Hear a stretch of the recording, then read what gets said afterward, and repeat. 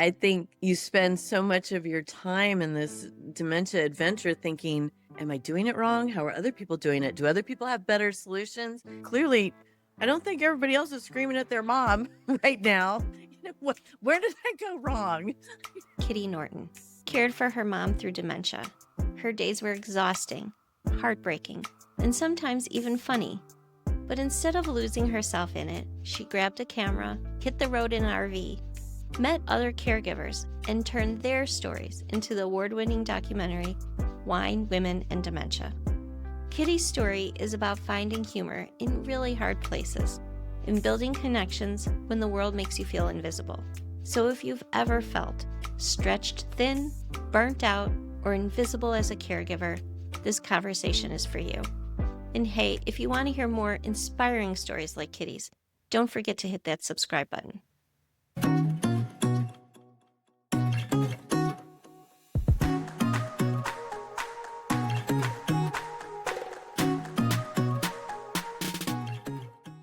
Kitty, thank you so much for being here today. Hello, Miss Holly. I was glad to be here. There are so many films that focus only on the disease, but your film, which is about dementia, focuses on the caregiver, the women, the daughters, the wives that often disappear from the story. Why was it so important for you to shine a spotlight on them and tell their side? Well, for me, if you don't have both sides of the story, both the person living with dementia and the person who's helping them live with dementia, you're really only getting half the story because there's two people who can really speak to this, and and they're equally important. And we didn't see, at least I didn't see a whole lot of representation of what this life is like for the caregivers. And, that's where I was coming from in the first place. My sister and I cared for mom for the last 5 years of her life. And that's what I knew. And that's the friends that I had made and the world that I saw as I was helping my mom live with dementia. And I really wanted other people to understand that too. I find that real life was so much different than what is portrayed in the media as very tragic all the time. And it's not. Um, there's definitely tragedy. There's no getting around that. But, there's a lot of life to be lived on the end of life journey. And I wanted people to understand how both the caregivers and the people living with dementia are accessing that life. And sometimes it's not a very fun one. And other times it's kind of hilarious. And I wanted both sides of the equation to be represented, and both stories about what this journey is like to be represented, not just overall tragedy. Well, you You know, started by taking notes, and this was a journal, I right? wrote a blog. A blog, yes. Yeah, yeah. When did you decide you wanted to turn that into a documentary? Um, I was kind of thinking, well, two things were happening at once. I was thinking about when this journey is over, what am I going to do with this blog? And a lot of people had said, "Oh, you should turn it into a book or something to that effect." And I thought, yeah, that would be a really cool thing. But then I thought, well, there's so many books out there, and I come from a visual storytelling background, both in nonprofit theaters and in post production for a lot of NBC shows. So I was thinking, well, maybe something like a documentary might be interesting. But the other thing that was happening at the same time was I was making all these friends through the blog all over the world, and there were several in the US alone that I just thought, when this is over, all I want to do is go meet them and thank them in person for how wonderful and supportive they've been. And that's when the two ideas kind of melded. And I thought, well, what if I do that and these conversations that we have would be helpful for other caregivers? I thought, well, let's give it a shot, let's try one person first, and see if we come back with footage that at least I would want to watch if I was, in the thick of it again.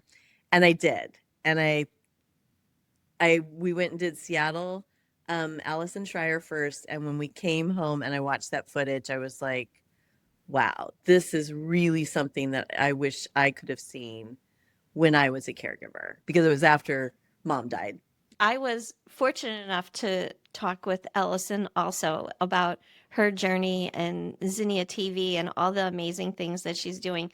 And I think that that's how we ended up connecting. When Allison and I first connected, Zinnia was, I think they'd already done maybe one or two videos, and she was trying to determine if this was something that she felt she could really make a positive difference in Yes. everybody else's journeys. So we were kind of both trying to figure out, are we still in this? Are we out of it? Are people have gone on to their next adventure? Do we want to stay in this space? And both of us, I think, resolutely were like, yes, Yeah. because we want people to have a better experience than we did. And you know how isolating and sort of lonely it could be when you are the caregiver.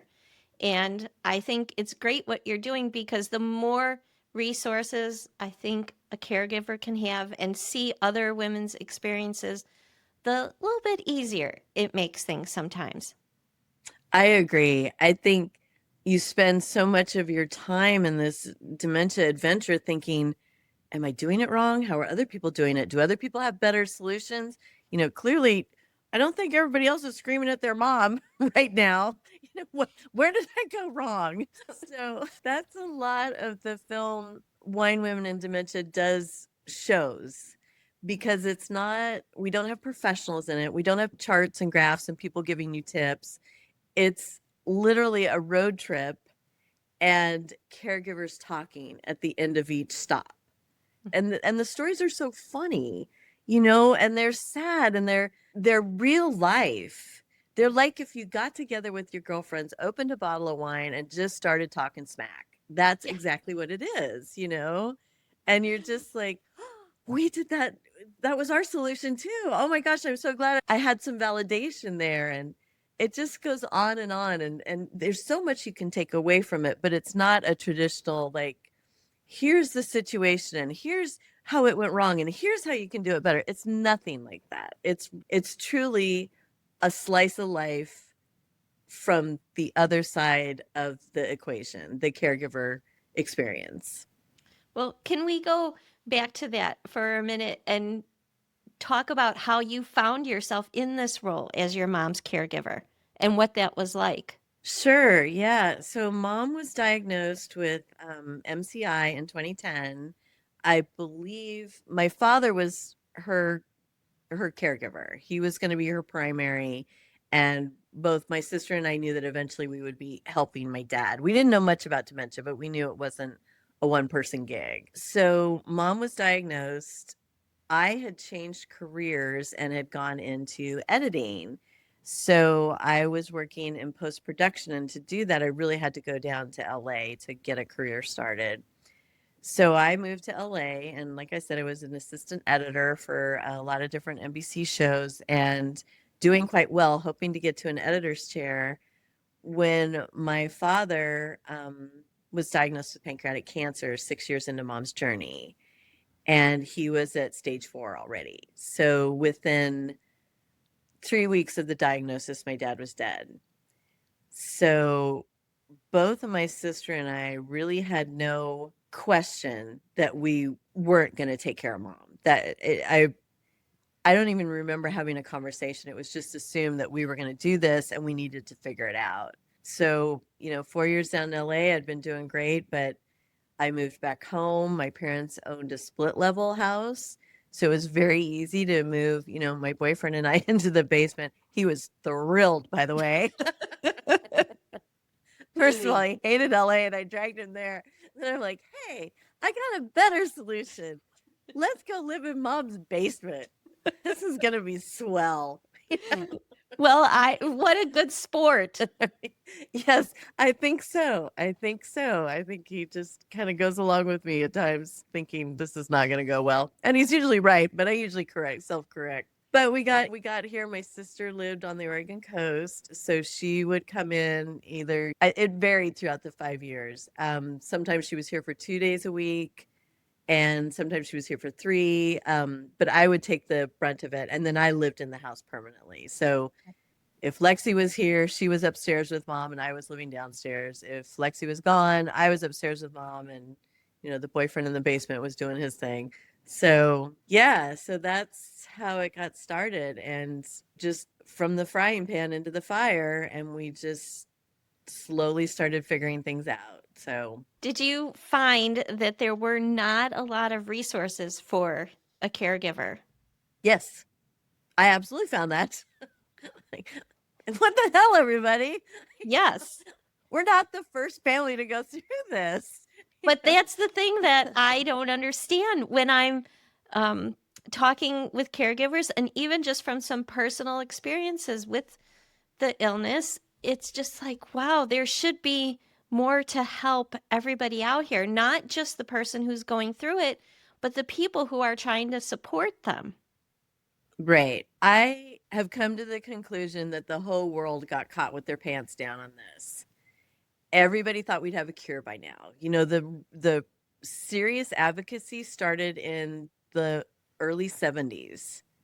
I think the Alzheimer's Association officially started in 76 or 78. Mhm. So, it's been a long time. People have been working on this, and I believe a cure was the absolute priority. Meanwhile, everybody's been watching the baby boomers age and knowing that this was coming, and they kind of ignored it.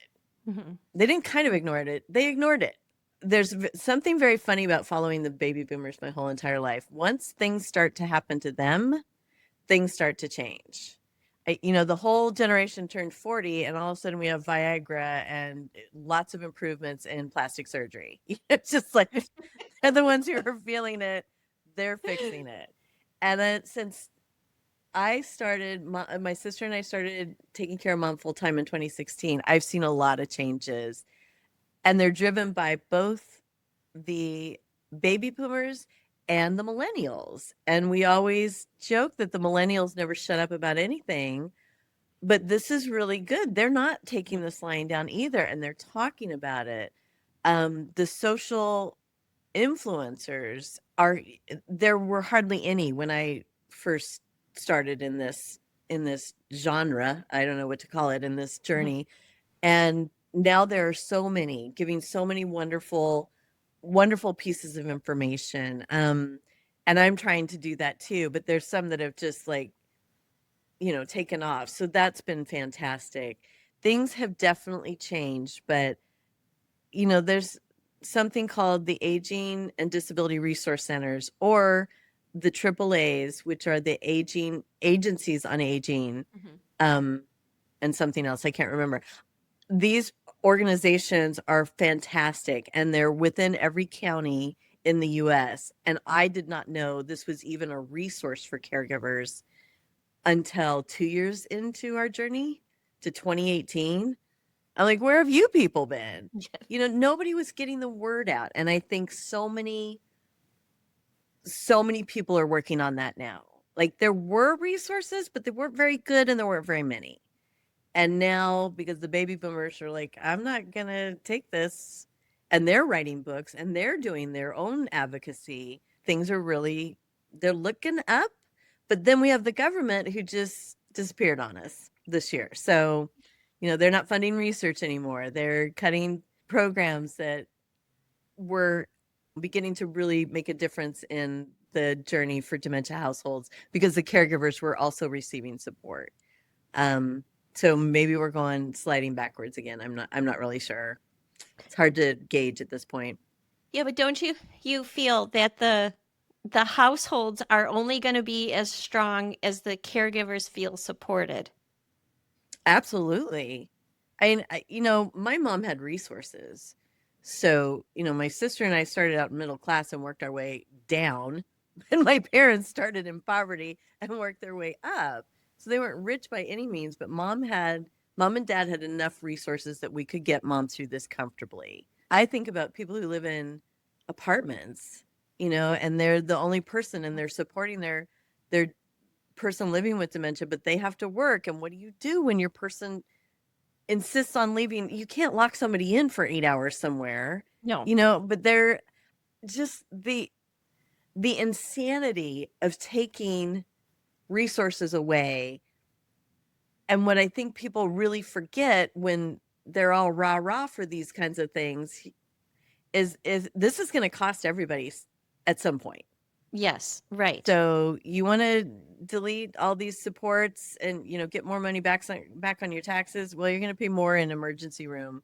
You're going to pay more in police. You're going to pay more in fire departments. You're going to pay more everywhere else because nobody is helping these families that are completely struggling. It's easy when it doesn't touch your lives, but I think over the course of the last few years, and a lot of it has to do with getting a little bit older, I see it in my friends and my neighbors. Like I could reach out and touch at least 3 or 4 people who are either a primary caregiver or now have to find some place to put mom or dad because it just feels like it goes from everything is going well to now it's not. And you Yeah. know that you have to get some help. And for me, again, that goes back to we've known the baby boomers were coming. This isn't just dementia, it's cancer. It's end of life. Nobody gets to live forever. So when you have this massive population that is all going to start going through the end of life at the same time, what are you doing about the people who are helping them? Nothing. It's like, oh, too bad your person didn't have more money when they, got pancreatic cancer, or too bad you didn't make $1 million in the stock market so you could, have somebody move into your house while you're raising your kids and working your jobs. And Yes. It's very easy to say, but the other part of that is that money, I don't care if it's $1 million, is going to go away just like that. It yes, sucks up that money so quickly. It is amazing. I understand why people are so terrified of dementia, but sometimes I think, death is death and it's all hard. But the thing about dementia that does make it more difficult is it's a very long disease. Mm-hmm. Very few people get a diagnosis and are dead within 2 years. It's, an average, I think the average is 4 to 20. And some people are pushing past that. I mean, some people definitely go sooner if it just wasn't diagnosed earlier. But, you think about that. You have somebody in your household, somebody who you bring in and you're taking care of now, whose needs are more and more growing every day. They can't be left by themselves. So then you're like, okay, well, we can't afford this anymore. We're going to, do a facility somewhere. Well, now you're looking at anywhere from $6,000 to $15,000 a month. It's a hugely expensive disease. You probably had to find a lot of different ways to deal with being a caregiver. But I know that there was another part of it that really helped you get through a lot of it, and that was finding humor in the day to day. Absolutely. Yeah. What would you Yeah. have done if you did not find some of these things funny? Well, I probably would be like every other movie you see and every other commercial where it's like, oh, they're dying, I'm crying. That's all we do, die and cry. It's hard to lose your person. It's really difficult, but it's also, this is life. And, I inherited the sense of humor that my parents gave me.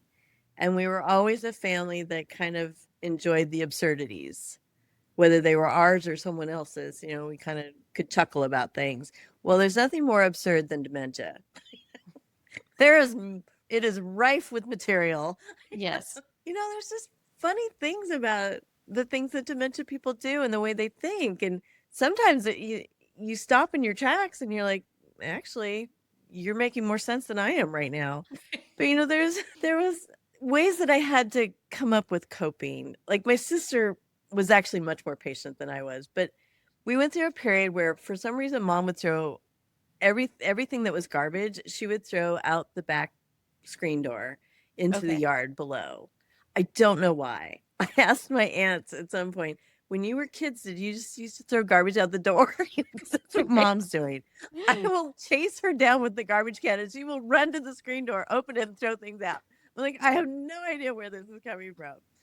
And I live in Oregon and it rains a lot. So about your 20th time of picking up, little napkins that are all in the Yes. rain and banana peels. And once she threw spaghetti sauce on my boyfriend below in the yard, you start to get kind of pissed off, Yeah. But to combat that, I started to look at, hey, this stuff is getting further out in the yard.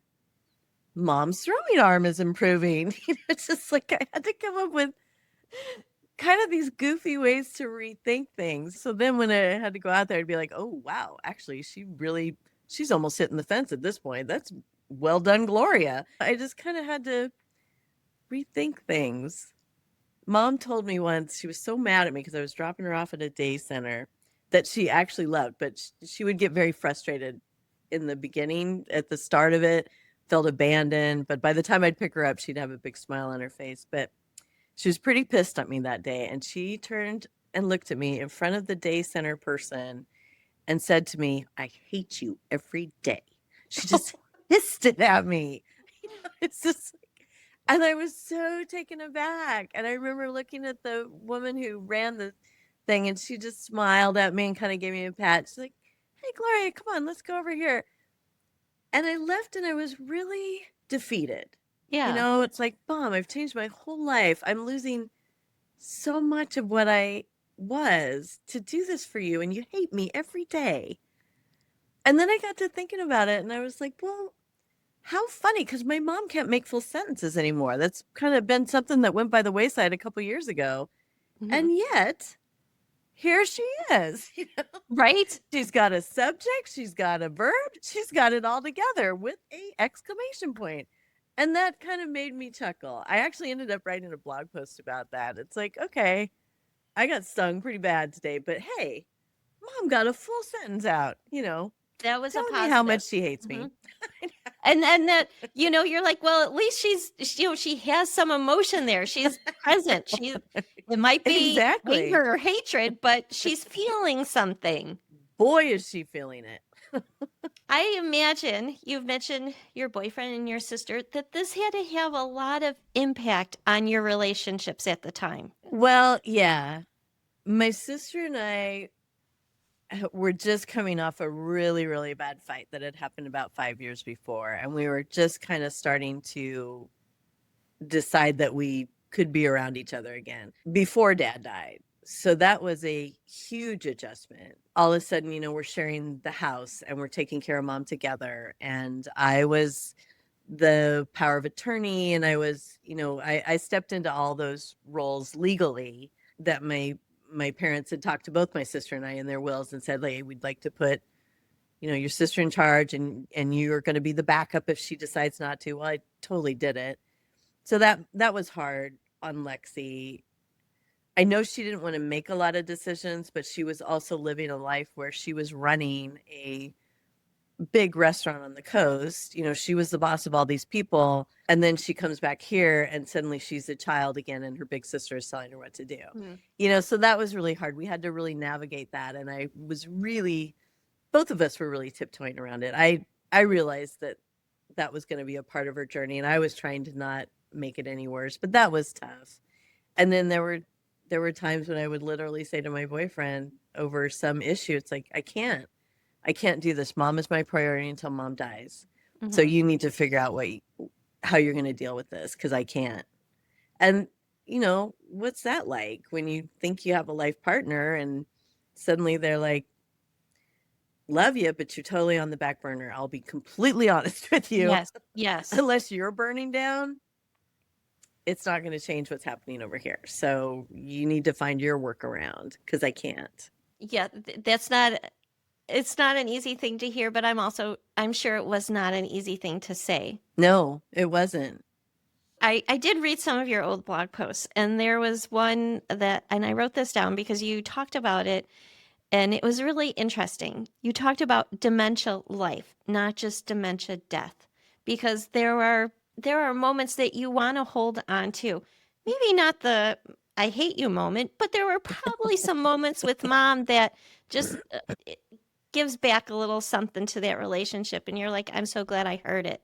I wouldn't have not done this Even looking back and where I'm at now, and I'm really struggling right now in a lot of different ways. And some of it is because I took this time out of my life. Mhm. I'm sorry, I made this journey a part of my life. I don't like to think of it as a different life. It was a part of my life, and the ways that decision has affected me right now and my future are pretty devastating. I can honestly say I would do it all over again. Hopefully I would do it better this time. But yeah, it's very difficult to recover Mhm. sometimes. You know, I'm 4 years out of mom dying. She died in 2021. And I'm just now like, I thought, I might need to see a therapist. Some of these issues aren't going away, and let's see if I can get some help here. But Yeah. being with mom and seeing I wasn't there for my dad like I should have been. And I still have that regret that I did not support him like I should have, even though Mhm. he did not want us to come home. He wanted us to keep living our lives. But by the time mom died, both my sister and I agree we have no regrets because there was nothing that we didn't do for her, that we didn't provide her, that we didn't give her, that we could have done more of, you know? Right. And I got to watch my mom become a part of Gloria Norton that I think she had suppressed for a long, long time. My mom was kind of timid with strangers, didn't like to be really, stand out in a crowd, unlike her daughters. And she was also very pretty her whole life. And I know that made her very uncomfortable. And my mom became this huge flirt. Oh.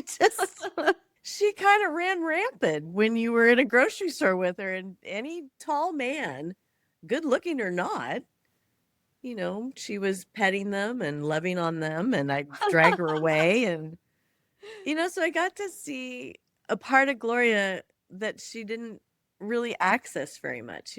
Mom and dad had a very traditional marriage. She got really good at expressing her anger, really good. And I mean, there was just lovely times. Like I'd take her out and get her a cup of coffee or a milkshake or a cup of cocoa, and you'd hand it to her, and she'd just be like, "Thank you."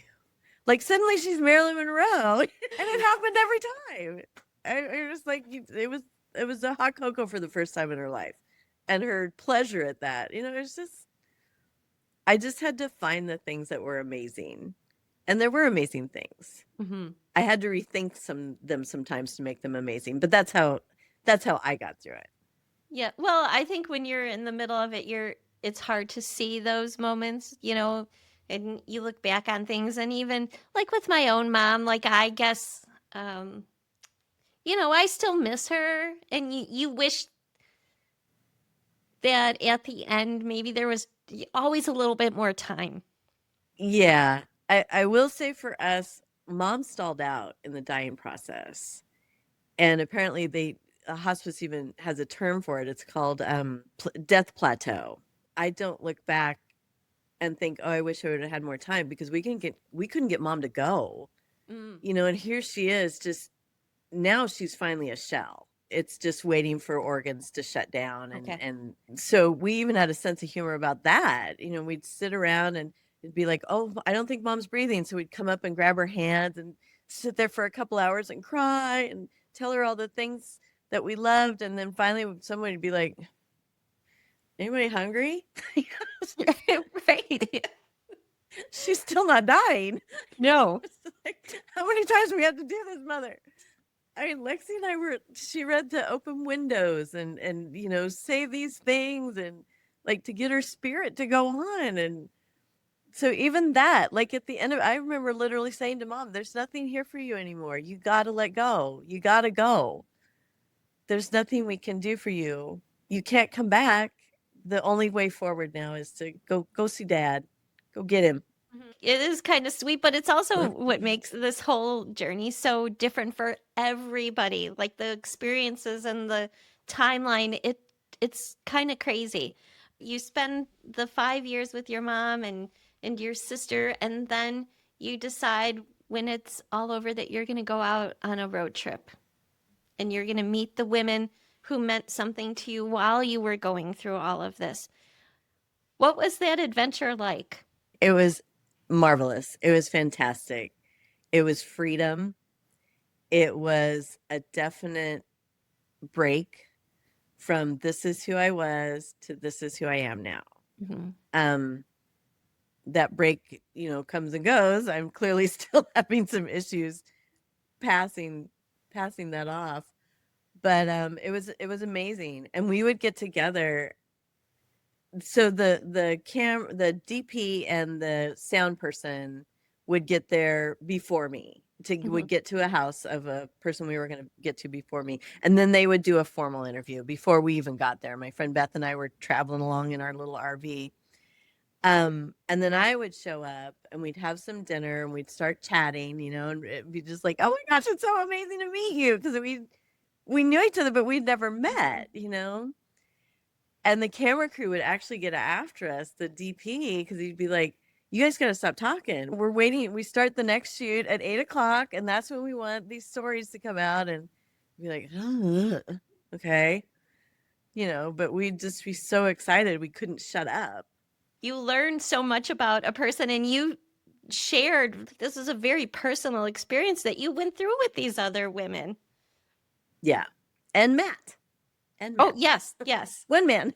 So it's wine, women, and dementia, but we did have one man, and he drank a beer. That's fair.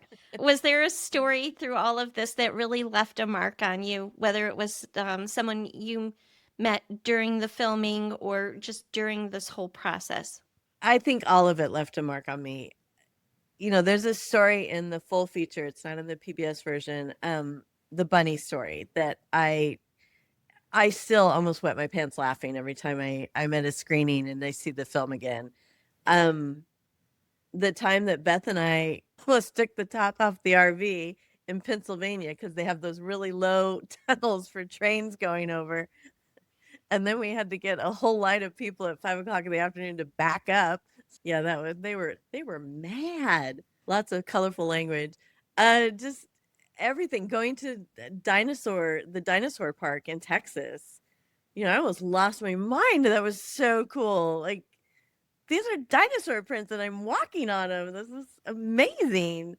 The whole thing was just beautiful and wonderful, and it was incredible. Do you think that really helped you begin the process of healing somewhat? Was being out and getting out of that space that you were in for such a long time and not really being able to be free and to leave the house and do all the things that you needed to do? It had to help a little bit. Oh, I'm sure it did. I'm sure it did. Not only was it a physicality of just cutting the ties and going elsewhere, but even though we were still talking about dementia, it was such an amazing way to process what I had been through with these people. And that was also incredible. I mean, the camera crew would wrap. I keep calling it a camera crew. 2 people would wrap at the end of the night because we did a 3-hour shoot at night. And then we'd stay up talking for like 2 or 3 hours. Like, we just couldn't stop.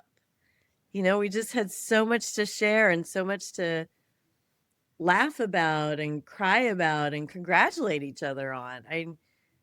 There's one just super little quick interaction between Veronica and I in the film that probably epitomizes the whole thing to me. And I don't think anybody else even notices it. I can't even remember what we're talking about, but I come up with my kind of weird thought about, it was wandering, our parents wandering and being exhausted. And I'm telling Veronica, I would literally lay in bed and think, if she gets out, people will find her. She has her medical bracelet on. Somebody will call the police. I think I might have another 4 hours of sleep in me if I just let this run its course. And Veronica, we just started laughing so hard. And she's like, this is a real conversation. This right here is a real conversation. Because it's all the things that nobody says out loud. But when you're with people who get it, you do say things out loud because they totally understand. They totally understand being so tired. You're thinking, Sure, she might get killed, but she might not. Right. I might get to sleep some more. Speaking of running on fumes, were there any small habits that helped you and might help somebody else get through the day to day? No, I wouldn't say habits, but I do know community for one thing. Just having someone, even on the phone or a Zoom call after your person had gone to bed, that was huge. And that's a lot of what my sister gave me. And just having her to talk to too, when, she'd be there once a week and I could be like, this was so upsetting to me. I watch you with mom and you're not, these things just kind of roll off your back and be able to talk to her and get some, like, not people telling me what to do, but just people saying, hey, this is how I'm dealing with it. You might try this. Maybe this will work for you guys too. Judgment never works in dementia. As soon as you feel somebody's judging your job, you just close up. But being able to talk to people and just say, hey, I'm struggling here. How are you guys managing this? Getting time away is hugely important. Again, my sister had children, so she was not as protective of mom as I was, and it took me a long time to want to try day centers. But that was, by the time we did it, that was so necessary, not only for me, but mom needed that extra socialization. She needed to go out and kind of hone those skills. But the first time I looked through the window, I Oh, walked away. I was like, is she doing okay? I'm in the bushes, like looking through the window. And I guess those are two things I would definitely say is get yourself time away. And we even found, like, one of the programs that we had was only $30 a month. It was through the county. And it was just one afternoon a week. But even that, like, it's necessary. It's needed. I think you talk to any caregiver anywhere in the world and they would say, what's the number one thing you need? Time away. I need time away. I need time to regroup, rethink things, or not think things, just be in a not. totally different headspace. Yes. And not have anybody depending on you for anything, even if it's an afternoon, an hour, just to let your mind wander, just to watch some Yeah. stupid television. It didn't matter. Yes. You talk about the film and about how valuable it was in sharing other women's stories and one man. Where can we watch this film? Where do you want us to go to engage with you? So November is National Family Caregiver Month, and the film is available right now online. You can go to the website and find the link to buy a ticket. It's a $6 ticket and watch at any point in time at home. There's a PBS 1 hour version that is a great version, but it's not the full feature. So I highly recommend people see the full feature, but the PBS version is also amazing, and it is available at pbs.org online anytime. And we do a lot of community screenings around the country. A lot of the aging and disability resource centers that I was talking about earlier, they are utilizing this film to find more caregivers in their community and to bring people together. Because if you get a chance to see it in a community of caregivers, it's really special. It's amazing. It kind of tears me up every time when the film ends and these people are just uproariously happy. They've seen themselves in the journey, many of them for the very first time, and they're represented, and they just feel good about themselves. They feel good about the journey after seeing it. It's an odd thing to say, hey, I've got a movie about dementia that's pretty funny at points and you're going to leave hopeful. Like, no, Right? you don't. There's nothing funny and there is no hope. I'm like, well, okay, just give it a shot. Yes. And Yes. if you want to, you can get on the website and email me if you absolutely disagree and want to give me an earful. So, No, I did watch the film and it does all of those things. It validates a caregiver's feelings. It does give you a little humor and yeah, there is hope. So thank you again for taking the time and for making such a wonderful movie and for sharing your mom's story because we can see ourselves in all of these stories and it's important that we do find community and laughter and love on the other side. So thank you. Thanks, Holly. Thank you for joining us on Real Wisdom. If you're inspired by stories like this and want to be part of a community that celebrates the wisdom of women, visit joinempart.com and become a part of our conversation. And don't forget to subscribe for even more real wisdom. Until next time, keep embracing your story.